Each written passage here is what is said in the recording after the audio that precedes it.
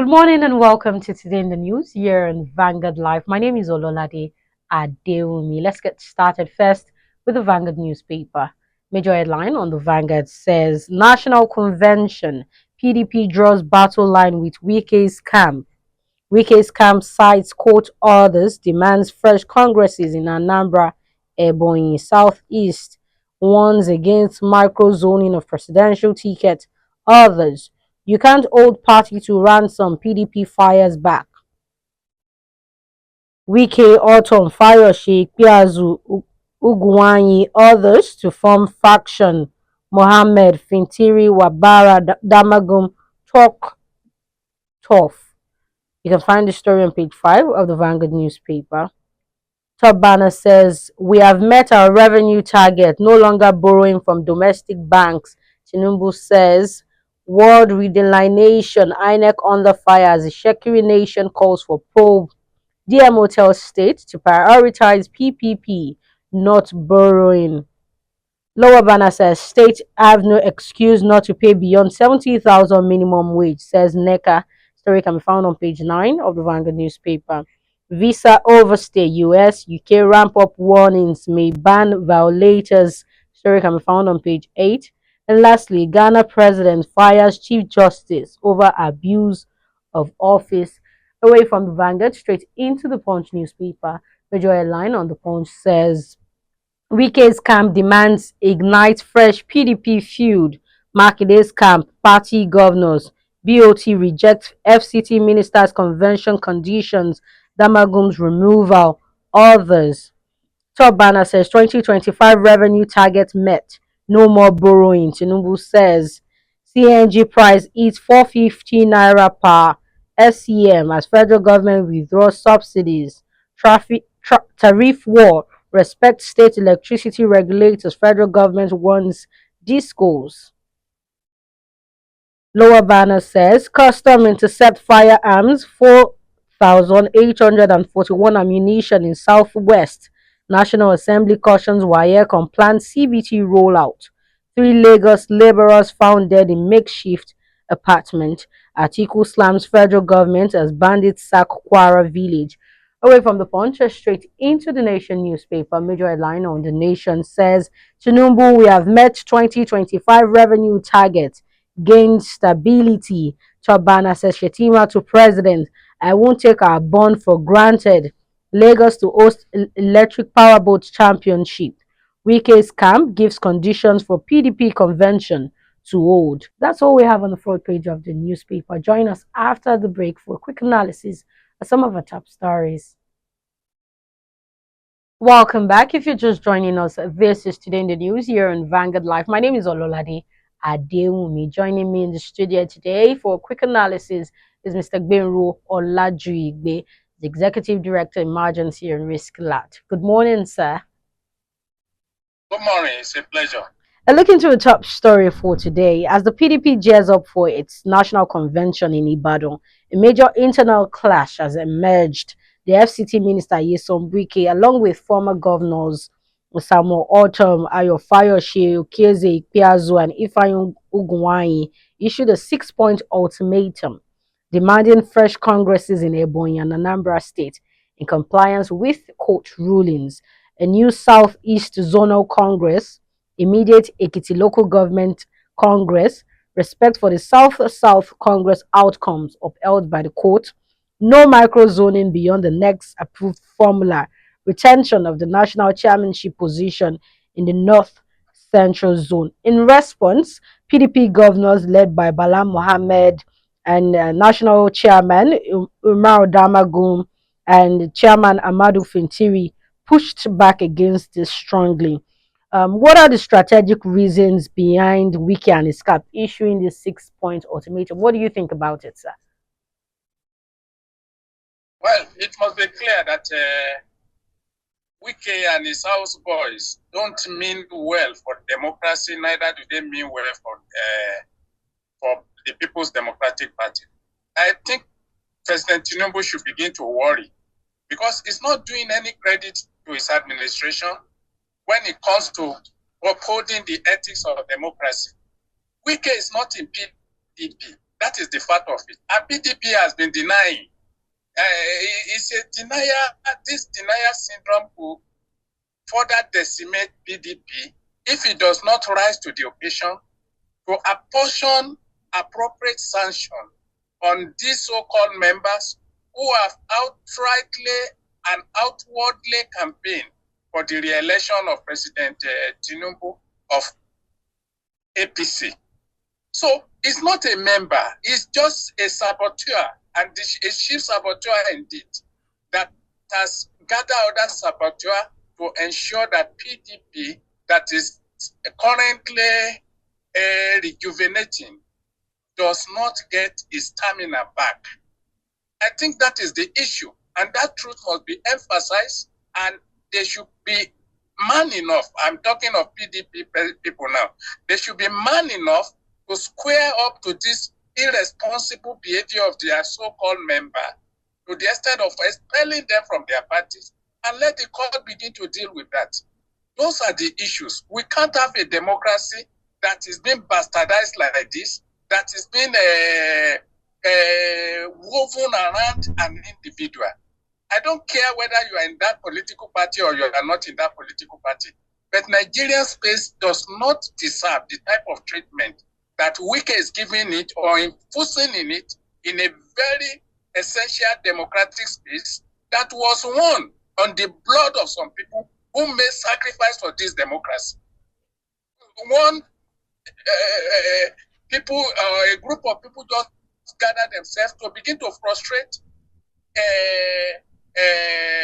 the party system in democracy is a complete indirect threat to democracy itself in the country of Nigeria, and it shouldn't be tolerated. I think President Tinubu should reflect on this and begin to worry, because history cannot be kind to him if he allowed this to exist and continue.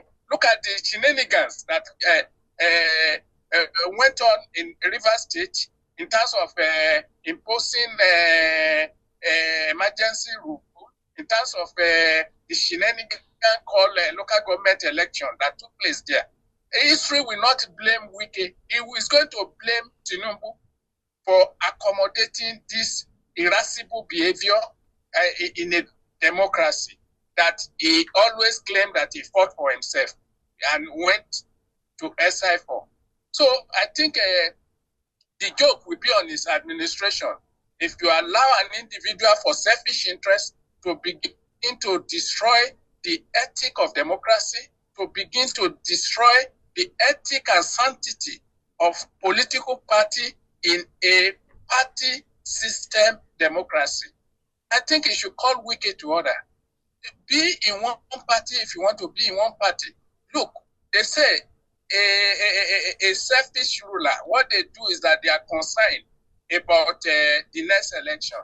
But patriots are concerned about next generation. Is this what they want the next generation to learn about the whole lessons of democracy? Is this the lesson they want to leave behind as a people? Even if Tinubu is re-elected, in the next 6 years, he will be off the track. So life is longer than that. He has children, he has grandchildren. He is going to have great-grandchildren if God permits him to have that. The fact is that look at what becomes of your history when you exceed from power, and stop all this selfishness that is all about winning election. After the winning election, what is it in it for Nigeria? What is in this winning of election for Nigeria other than suffering, agony, tears, blood, sorrow? Every day, day in, day out, is lamentation about you are getting revenue that is not coming to the people. Revenue that you are getting is going to the gluttonous political interests and political allies that you have gathered together. So I think there should be need for reflection. And I'm going to equally, those who are trying to build up the party called PDP should not tolerate the type of nonsense and shenanigans that earlier went on in the names of accommodating all interests. They should be, it's better for you not to have a political party than to have one that cannot uphold the virtue of discipline, the virtue of membership responsibility, the virtue of even party dignity. This ultimatum given by Wike and his camp, is it by any way justifiable? Does this ultimatum, reflect broader structural challenges within the PDP? Which ultimatum? You see, how can an individual be giving those who have gathered and raised their political party from the dead? Wike killed PDP and they resurrected it. And now you are giving them ultimatum. Why didn't he make effort to resurrect PDP if he so loved PDP? Wike is in APC. Nobody should deceive himself. It's working for Tinubu. And it's just, like I have said, it's the chief saboteur just to frustrate the opposition. So it's even uncharitable for people to be saying that he's a member of PDP. It's not correct. It's not a member of PDP. They should stop deceiving themselves. The Northwest Central actually made a bold stance. They said we will not be hijacked. This statement, how does it shape the perception of party discipline and leadership authority? No, PDP as itself has been enmeshed in corruption. Corrupt practices when they were in power destroyed PDP up to today, to the extent that they have no control over their members who are unwilling with APC that is in power now. So every cross from the table means much to them. They are used to corruption. Members of PDP, maybe with exception of very few members of PDP, particularly ordinary members, but the so-called stakeholders, critical stakeholders who have held political position before a PDP, they dwell in corruption. And you can't have a party like that will be able to sustain virtue of democracy. That is what is haunting them today. The corrupt practices that they established when the democracy was nascent is what is haunting them today. You can't have the atmosphere of indiscipline, atmosphere of corruption, and then you are talking of discipline here. Outrightly, corruption itself is an offshoot of indiscipline. And so when a party is enmeshed in it, it's going to die naturally. PDP died, but it's being resurrected now. That is the issue.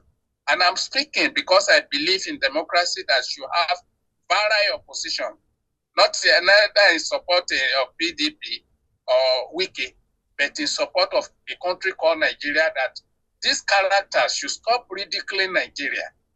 This is not how party politics is practiced elsewhere. That is my concern. So we should look beyond who is a member of this political party or not, and look at the larger interests of Nigerian society. Is it not ridiculous that they are talking like this and every other thing every day? A president will not even address press conference.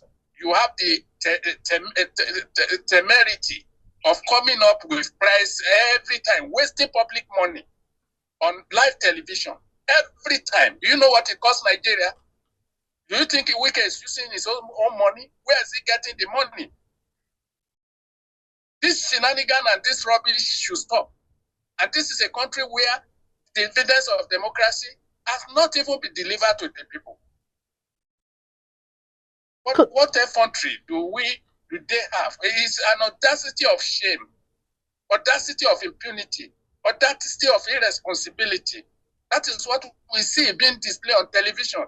And I blame the journalists who gather around him like a orchestra group to entertain the public with rubbish and garbage from the so-called PDP member called Wike. Could the timing and... So I think it's unacceptable to be having this type of character dancing naked in a society called Nigeria. It doesn't behold dignity when it comes to national interest, when it comes to virtue of democracy in a country like Nigeria that fought hardly and won that democracy on the blood and sweat of some people. Many people have died and they didn't even get to all this position. I hope Abiola can just look back now and see that was this the type of democracy that is this the type of democracy that he died for? Democracy in the hands of undemocratic people, democracy in the hands of tyrants, wearing agbada, calling themselves politicians. Could the timing and tone of this confrontation weaken the PDP's message as a credible opposition ahead of the 2027 elections? No, I've not called PDP is not a credible opposition. That's what I'm saying. What is the difference between APC and PDP? All of them are glutton looking for what to hit at every particular time. You can see now, if PDP wins election, everyone in APC today will move to PDP. Is that not what happened? APC won election. All of them, including Akpabio, moved to APC. So what is the difference between the political parties? It's no credible opposition. I'm not even about them being a credible opposition. I'm about, look, all these things, when they come out, they don't give glory to Nigeria. That is my own concern. These people are not, they are not patriots. They are just seeking for what to eat. You can see them, most of them, even the governor elected under the platform of PDP, irresponsibly they come to APC. What does that mean in a democracy?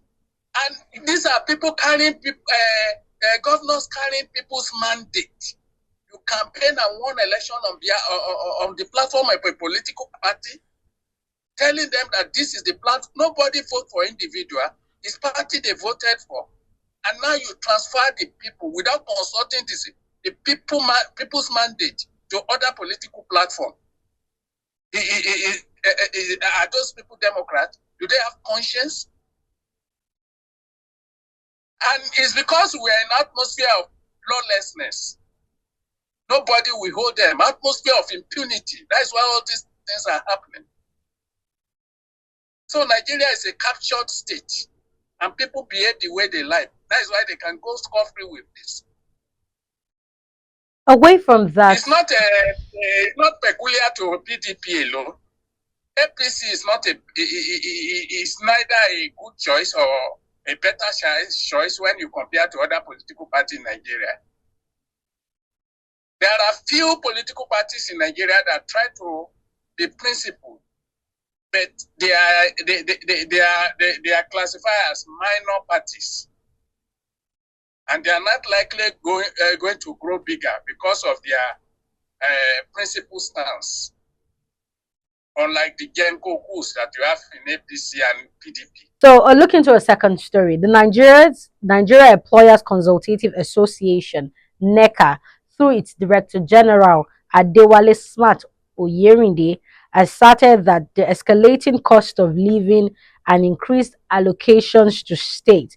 He said that no state government has any excuse to continue paying the 70,000 naira minimum wage. He emphasized that the rise in federation account allocation has significantly boosted state revenue, and that some states have already started paying above that minimum wage. Do you agree with this statement made by Dr. Smart Oyerinde? Yes, I agree with the statement. Workers deserve to be treated better. No worker in Nigeria, of course, the Imo State has started it with 100,000 minimum wage.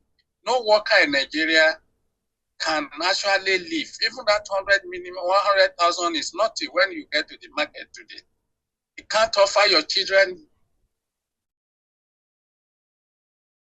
service or health care. That is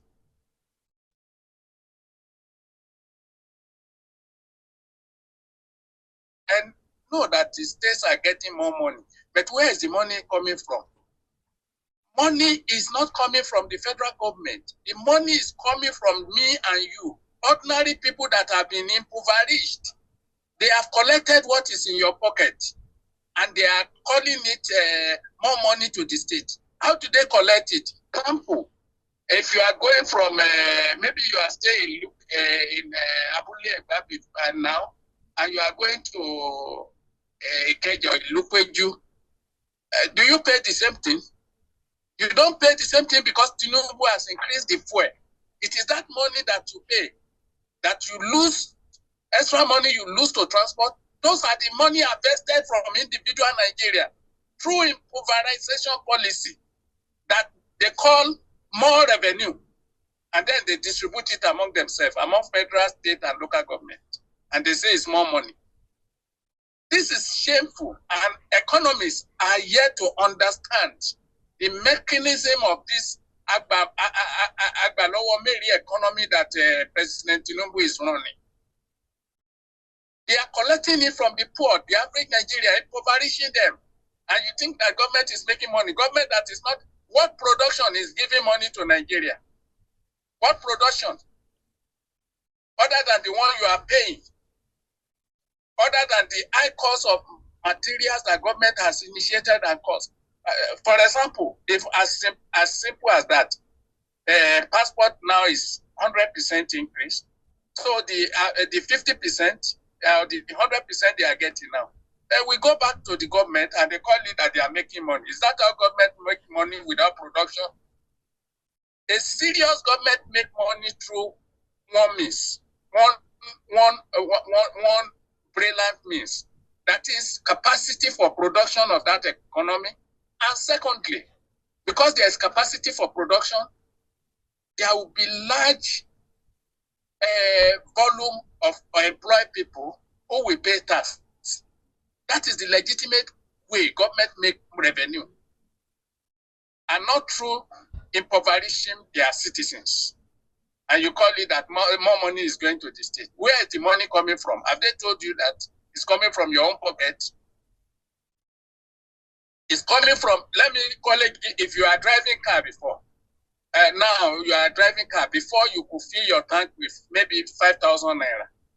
Today, you will cough out almost 50,000 from your pocket to fill the same car. So where is the money? The one they got from you is the one they call revenue that they are collecting, without adding any value to your life or citizens' life. So we have Nigeria is a country with rich government and poor people, and it's antithetical to development. That is, it doesn't agree with any development principle. So how realistic is NECA's claim that all states can afford to pay beyond this 70,000?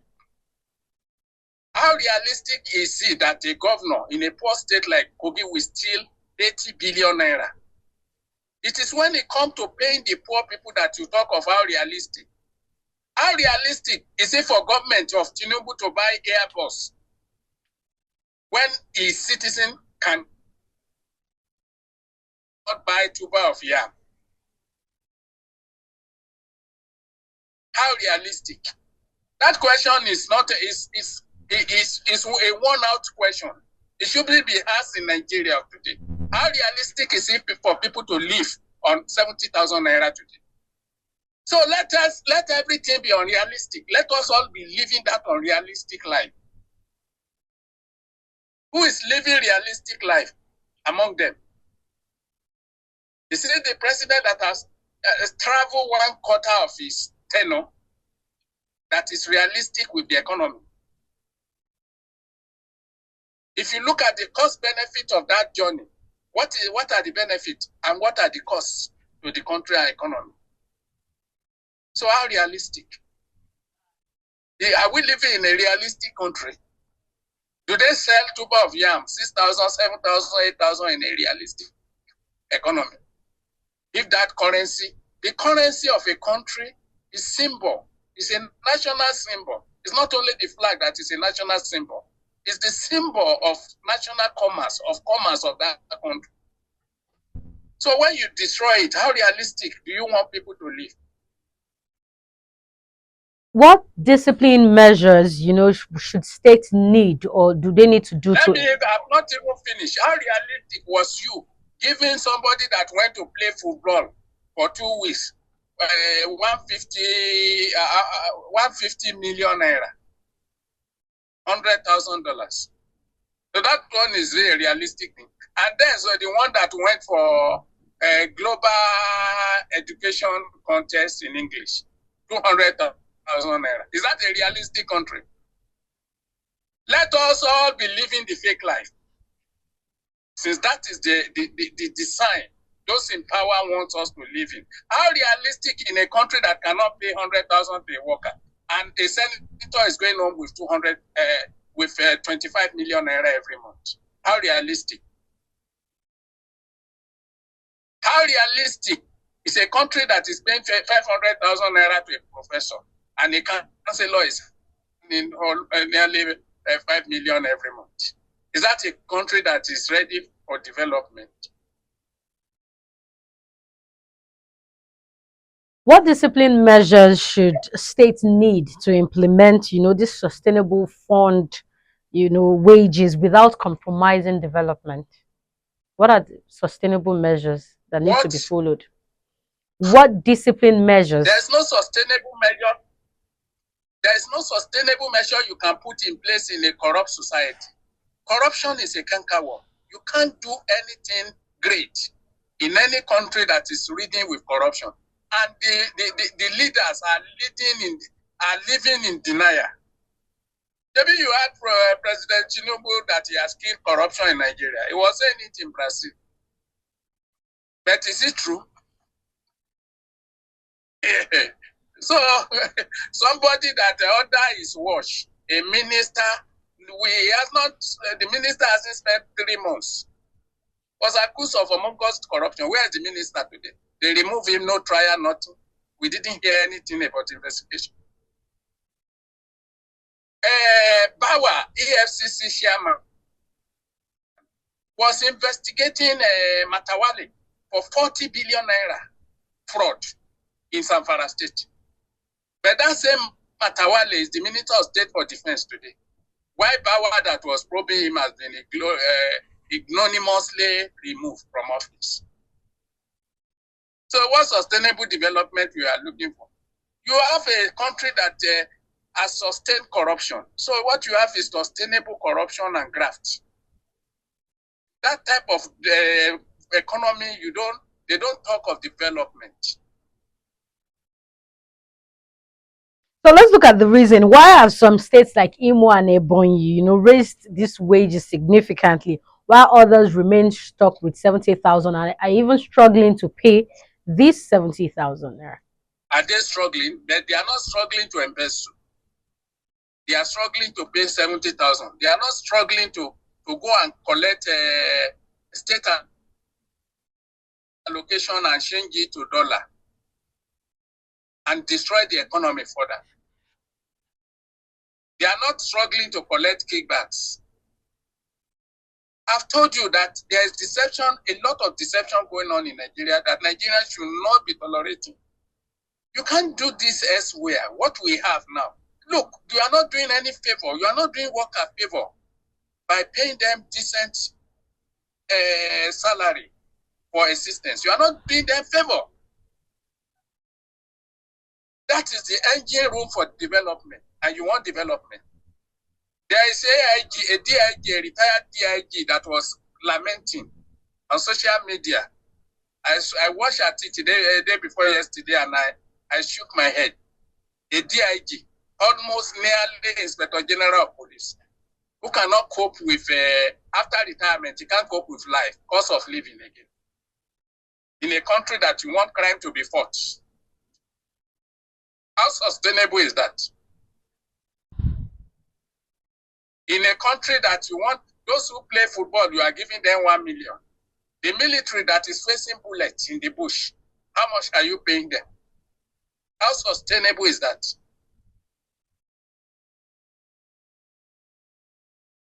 So we have a lot of problems and a long way to go. That's why I want the president to sit down and reflect on all these things and rejig his government and forget about whether he's going to spend 80 years or not. That shouldn't be an issue at all for a development-focused president. It shouldn't be an issue at all. You can live, Muritala live less than 7 months, and we're still talking of him today, though a military ruler. He fought corruption. You don't need 8 years to assist, to make impact. Mandela served only 1 tenure, and Mandela history can never be erased from that of South Africa and that of the world today. It's the symbol of conscience in Africa today. One tenor. Hundreds or 900 years of Methuselah has nothing to do with the wisdom of Solomon, like we used to say in those days. So it's not how long, it's how far, it's how well you govern. Are you going to struggle? What if death comes? Every human being that is on earth is old enough to die, even if it's 1 year, even if it's 1 day. Not to talk of a president that is 70-something years old. He shouldn't even be thinking of tomorrow. Thinking of tomorrow in terms of, let me be re-elected. He should be thinking of tomorrow in terms of, what will I leave behind for my children, grandchildren, and their generations? And not about re-election. After re-election, what? You will still leave the office. Even those who didn't want to leave the office, they died there. So what history? How many of Nigerian presidents do you actually remember today? How many of them? But name that didn't even become president will come to your mind. If you want to talk today, especially in the Yoruba land, you remember even Awolowo that is dead long time ago before those that are living. If those that are still living. Awolowo died in 1987.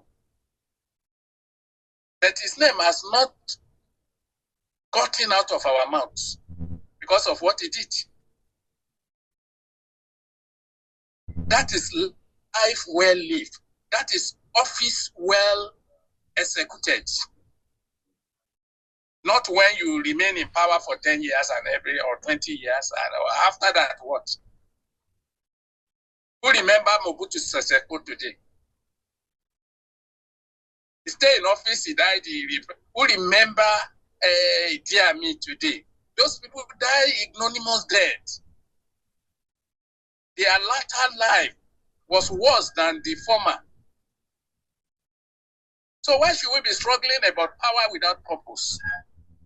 Power is about purpose. When you get it, fulfill the dreams of your people, the greatest majority of your people. That is the whole essence of power in democracy. Not accumulation of resources that you don't even need, that your children cannot finish, that cause will follow and trail your generation, even after your exit. Thank you very much for joining us today. President Tinubu today, if he decides to do what is right and what is good, he can't be hungry again. That is the fact.